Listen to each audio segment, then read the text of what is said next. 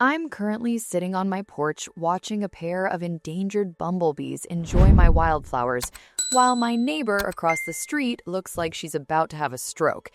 This is the story of how my messy garden broke a neighborhood tyrant. I, 28, live in a quiet, upscale suburban neighborhood. I bought this house 3 years ago specifically for the backyard. It's a large, slightly sloped lot that borders a small creek. While everyone else in this neighborhood treats their lawns like a high-stakes competition, using toxic fertilizers, industrial mowers, and enough water to sustain a small village, I decided to do something different. I turned my lawn into a native habitat. I'm a field biologist by trade. I replaced the boring, thirsty Kentucky bluegrass with native wildflowers, tall grasses, milkweed for monarch butterflies, and several berry-bearing shrubs. To a casual observer who likes golf course-style lawns, my yard looks wild. To a scientist, it's a thriving carbon-sequestering ecosystem. Everything was fine until 6 months ago, when Mrs. Gable, 55, was elected as the new president of our homeowners association. Mrs. Gable is a woman who measures the height of her hedges with a ruler. She believes that any blade of grass over 2.5 inches is a personal insult to her property value. It started with friendly reminders tucked into my mailbox. Dear neighbor, we noticed your lawn is looking a bit overgrown. Please ensure it is mowed to community standards by Friday. I ignored them. My property is my property, and I know the local bylaws. Or so I thought. 2 weeks later, the fine started. $50 for uncontrolled weeds, $100 for failure to maintain aesthetic standards, $75 for unauthorized vegetation. I called a meeting with Mrs. Gable. I brought research papers. I brought photos of the bees and birds my garden supported. I tried to explain the concept of biodiversity. She didn't even look at my files. She sat there in her pastel suit, sipping tea, and looked at me like I was something she'd found on the bottom of her shoe. Alex, she said, her voice dripping with fake concern, we are a prestige community. We don't live in a jungle. Your yard is attracting vermin. She meant the beautiful foxes that live by the creek. And it looks like an abandoned lot.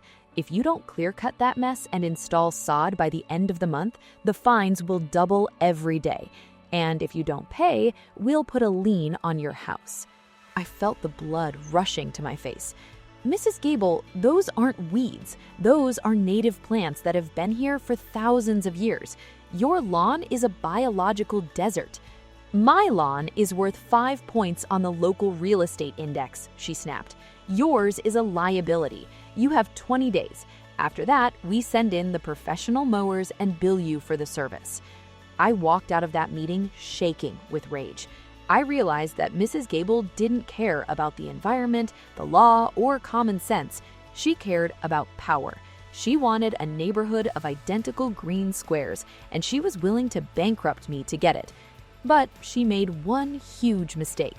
She assumed I was just a lazy millennial who didn't want to mow. She forgot that I am a scientist who knows exactly how to use the government's own bureaucracy as a weapon. As I walked back to my house, I saw her standing on her porch, literally pointing at a patch of goldenrod in my yard and talking to a guy in a landscaping truck. They were making plans. Okay, Linda, I whispered to myself, you want to play by the rules? Let's find some new ones. Update. Things just went from a civil dispute to a criminal matter. Mrs. Gable didn't wait the 20 days. She decided that since she's the queen of the cul-de-sac, the law doesn't apply to her. She just made the most expensive mistake of her life. The 10 days following our meeting were relatively quiet, or so I thought. I was busy in my home office drafting letters to the State Department of Natural Resources and the National Wildlife Federation. I knew I needed a bigger shield than just my opinions on biodiversity. On Wednesday, I had to drive to the university to pick up some soil samples.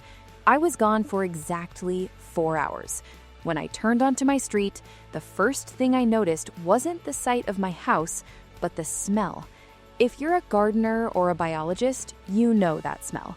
It's the scent of fresh-cut grass, which is actually a chemical distress signal released by plants when they are being mutilated. My heart stopped. As I pulled into my driveway, I saw them, a crew of 3 guys in unmarked neon vests, wielding industrial-grade weed whackers and a massive zero-turn mower. They weren't just trimming, they were clear-cutting. My front meadow, my beautiful, carefully curated stand of wild lupin, purple coneflower, and rare milkweed was gone. It was a wasteland of green mulch and shredded stalks. And there, standing on the sidewalk with a clipboard and a look of supreme triumph, was Mrs. Gable. I didn't even turn off the engine before I jumped out of the car. I was shaking so hard I could barely speak. "What are you doing?" I screamed. "You had 10 days. We were in a dispute process." Mrs. Gable didn't even flinch. She adjusted her glasses and looked at her clipboard. "The board held an emergency session last night, Alex. We decided your infestation was an immediate fire hazard and a threat to public health. Under Article 4, Section 2 of the HOA bylaws, we have the right to abate a nuisance if the homeowner refuses to cooperate. Consider this a favor. We'll only charge you $400 for the emergency service." I looked at the ground. Right near her expensive leather shoes was the mangled remains of a Lupinus perennis, the wild lupin. It takes 3 years to establish that plant from seed. It is the only host plant for the Karner Blue butterfly, which is federally listed as an endangered species. "You realized what you just did, right?" I whispered. My voice was no longer loud. It was cold, cold as the deep ocean. "I improved your curb appeal, dear," she smirked, gesturing to the men to finish up. "Next time, follow the rules." I didn't argue. I didn't try to stop the mowers. It was already too late for the plants. Instead, I pulled out my phone and did 3 things. First, I called the police to report a trespassing and property damage in progress. Second, I saved the footage from my Ring camera, which clearly showed Mrs. Gable leading the crew onto my property and pointing at specific protected areas to destroy. Third, I called Dr. Eris Thorne. Yes, the same Dr. Thorne from my university days. He isn't just a paleontologist, he's a high-ranking consultant for the Environmental Protection Agency, the EPA. The police arrived 20 minutes later. As expected, they said it was a civil matter between an HOA and a homeowner. Mrs. Gable stood there, acting like the pillar of the community, explaining that she was just enforcing the rules. The officers started to leave. "Officer, wait." I pointed to the shredded remains of the lupin. "These aren't just weeds. These are federally protected endangered species habitats. Under the Endangered Species Act, destroying the essential habitat of a listed species on private land, especially when done maliciously, carries a fine of up to $50,000 per violation and potential jail time." Mrs. Gable's face went from triumph to a weird shade of gray. That's absurd. It's just a weed." "We'll see what the federal agents think," I said. That night, I didn't sleep. I stayed up cataloging every single plant they had destroyed. I had photos of my yard from the morning. I had the after photos now. But I found something even better. In the back of my yard near the creek, the mowers hadn't reached yet. I found a small, delicate orchid I had been monitoring for years, the Eastern Prairie Fringed Orchid. It's even more protected than the lupin. I went to bed with a smile. Mrs. Gable thought she was mowing a lawn. She didn't realize she was digging her own grave. Update: the EPA inspector left an hour ago. Mrs. Gable tried to charm him. It worked about as well as trying to charm a hurricane. This is where the lazy millennial becomes a federal problem. The morning after the great mowing, I didn't waste a second. I met Dr. Eris Thorne at the edge of my property. He didn't come alone. He brought a specialist from the U.S. Fish and Wildlife Service. They stood over the mangled remains of my lupines like they were examining a crime scene, which legally they were. "Alex," the specialist said, shaking his head as he looked at the shredded stalks, This is a textbook violation of the Endangered Species Act, but the HOA is going to argue they didn't know. They'll claim ignorance of the law as a defense to avoid the hefty criminal fines. I smiled. That's why I need more than just a fine. I need a permanent solution. I spent the rest of the day in my home office with my lawyer, a man who specializes in environmental law and land use disputes. We found exactly what we were looking for: the Pollinator Protection and Research Act and a specific state loophole regarding certified scientific research stations. In my state, if a private property is registered as an official satellite research site for a state university or a federal agency for the purpose of studying endangered species, it is granted a conservation override. This means that any local municipal rules, including HOA bylaws that interfere with the research or the preservation of the habitat, are null and void. I called Dr. Thorne. Eris, remember that grant proposal we talked about last year? The one for long-term monitoring of the eastern prairie fringed orchid in residential corridors? The one we didn't have a site for? Eris replied. He caught on immediately. Alex, are you suggesting? I'm suggesting my backyard becomes the Thorne Vane Botanical Research Station. I have the orchid, I have the history of monitoring, and now I have evidence of a hostile threat to the research site. Within 48 hours, the paperwork was flying. Because I am a qualified biologist and Dr. Thorne is a tenured professor, the university fast-tracked the designation. My yard was no longer a lawn. It was now a federal research outpost. But I didn't stop there. I went to the National Wildlife Federation and the Audubon Society. I had my property listed in every registry possible. I installed official government-issued signs every 5 feet along my fence line. Warning: protected federal research site. Unauthorized interference with habitat is a federal offense. While I was doing this, Mrs. Gable was busy. She had sent me a bill for the emergency mowing, along with a fresh fine of $500 for failure to maintain a uniform turf height. She even posted a picture on the neighborhood Facebook group showing my clean, aka destroyed, yard with the caption, "Progress. Slowly but surely, we are restoring the prestige of our community." She had no idea she was bragging about a federal crime. On Friday evening, the HOA board held their monthly public meeting at the community center. Mrs. Gable was at the head of the table, looking like she was presiding over the UN. I walked in carrying a thick blue binder. "Alex," she chirped, her voice dripping with venomous sweetness, "have you come to pay your fines, or are you here to apologize for that unsightly research you've been doing?" "Actually, Linda," I placed the binder on the table with a heavy thud, "I'm here to serve the board with a notice of federal protection and a cease and desist order." The room went silent.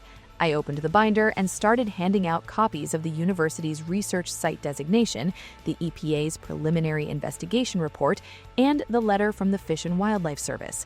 "My property," I announced to the room, "is now officially a registered botanical research station. Under state and federal law, the HOA no longer has jurisdiction over my vegetation, my soil, or my water usage. In fact, any further attempts to mow or abate my yard will be treated as an act of industrial sabotage against a federal research project." Mrs. Gable's jaw dropped. She looked at the papers, her hands trembling. This is a trick. You can't just declare your yard a research station. This is a residential neighborhood." The Eastern Prairie Fringed Orchid disagrees, and so does the Department of Justice.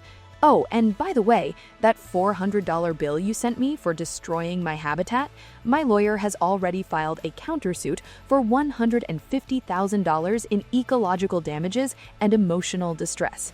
I looked at the other board members. They were looking at Mrs. Gable like she was a ticking bomb. The best part, Linda? I leaned in close. Because the research involves federally protected species, the entire HOA is now under monitoring status. Any chemical fertilizers you use on your own lawn that run off into the creek, the EPA will be checking those too. Mrs. Gable looked like she was about to explode, but for the first time, she had nothing to say. The Queen had lost her crown, and the millennial had just brought the full weight of the federal government into her backyard. Update: I am writing this from my kitchen table at 4 a.m., still shaking from the adrenaline. The street is currently filled with flashing blue and red lights, and Mrs. Gable is sitting in the back of a federal vehicle. She finally crossed the line, and she did it in front of a dozen cameras. The week leading up to tonight was a psychological battlefield. After I served the HOA board with the cease and desist, the neighborhood was divided. Most neighbors were actually happy to see someone stand up to Mrs. Gable, but her inner circle, the manicured lawn brigade, started a campaign of harassment. They would drive slowly past my house, honking their horns, or throw bags of weed and feed fertilizer over my fence. Mrs. Gable's lawyer, a high-priced shark named Mr. Sterling, filed a motion to stay the research station designation. He argued that the Eastern Prairie Fringed Orchid was a hoax, claiming I had bought a nursery-grown specimen and planted it there to con the government. He demanded an immediate site inspection by a neutral expert. A federal judge ordered the inspection for Monday morning. This set the stage for the disaster. You see, Mrs. Gable knew that if the experts found that orchid in its natural, undisturbed state, her lawsuit was dead. She knew that the university's data would prove the orchid had been there for years, long before she started her crusade. So she did the only thing a cornered narcissist would do. She decided to destroy the evidence. Last night, around 2 a.m., my security system alerted me to movement in the orchid zone near the creek. Because my property is now a federal research site, I had upgraded my cameras to military-grade infrared units. I opened my laptop and saw something that made my blood run cold. Mrs. Gable was in my backyard. She wasn't alone. She had hired 2 men in dark hoodies carrying heavy-duty garden sprayers and shovels. They weren't just there to mow, they were there to poison the soil and dig up the rare plants. Mrs. Gable was pointing a flashlight, directing them exactly toward the spot where the orchids grew. But here's the thing, she thought I was the only one watching. She didn't know that after the Great Mowing in Chapter 2, the U.S. Fish and Wildlife Service had placed a 24-hour surveillance team on the property. My native habitat was now under the protection of federal marshals.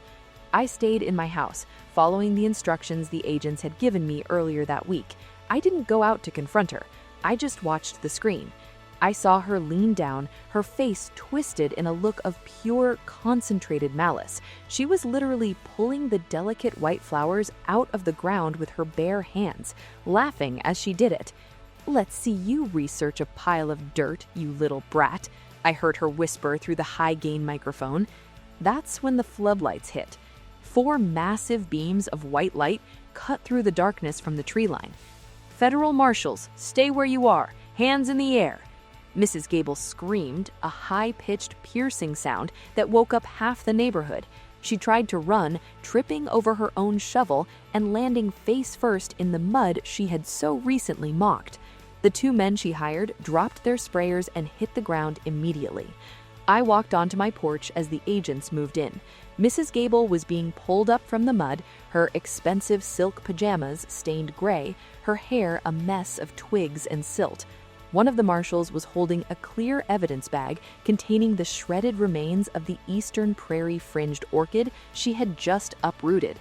"You don't understand," she was shrieking at the agent. "She's a fraud. I'm protecting the property values. You can't arrest me. I'm the president of the association." "Ma'am," the marshal said, his voice like granite, "you are under arrest for the intentional destruction of a federally protected endangered species habitat and felony trespassing on a government-monitored research site. Anything you say can and will be used against you." The rest of the board members who live on the same street were standing on their lawns in their bathrobes, watching in stunned silence as the queen of the cul-de-sac was handcuffed and led away in the back of a black SUV. The EPA agents stayed for hours, testing the liquid in the sprayers.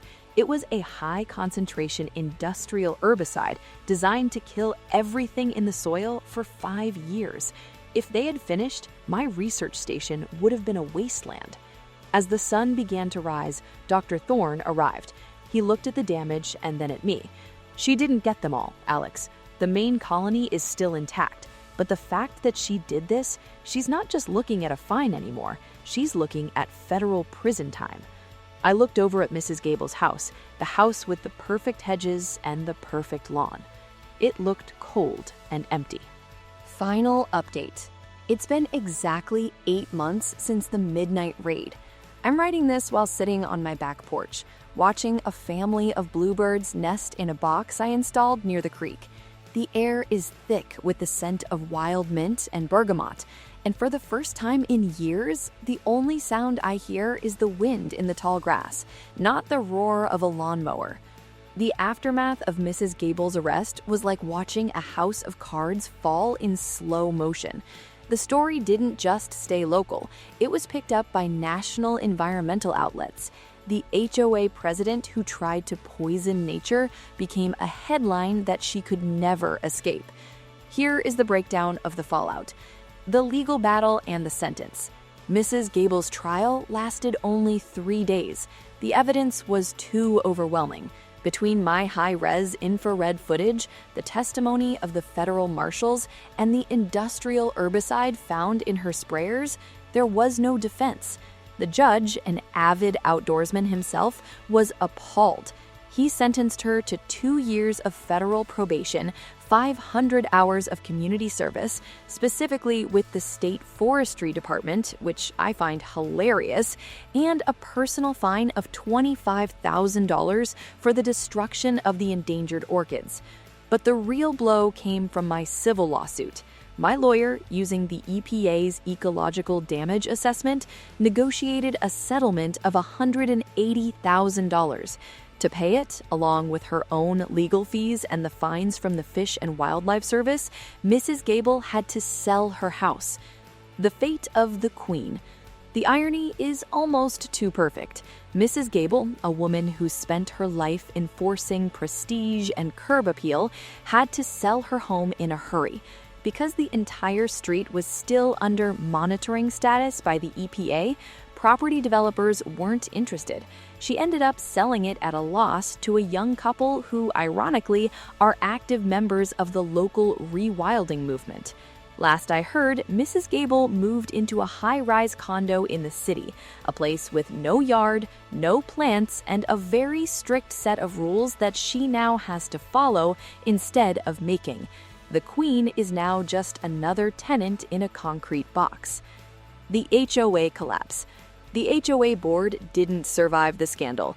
Once the other homeowners realized that Mrs. Gable's actions had exposed the entire association to federal liability and potential lawsuits, they revolted. An emergency meeting was called and the entire board was voted out. The new board consists of younger residents and a few older neighbors who were tired of the lawn wars. Their first act, they completely rewrote the bylaws. They abolished the aesthetic standards that required uniform turf and replaced them with the Green Corridor Initiative.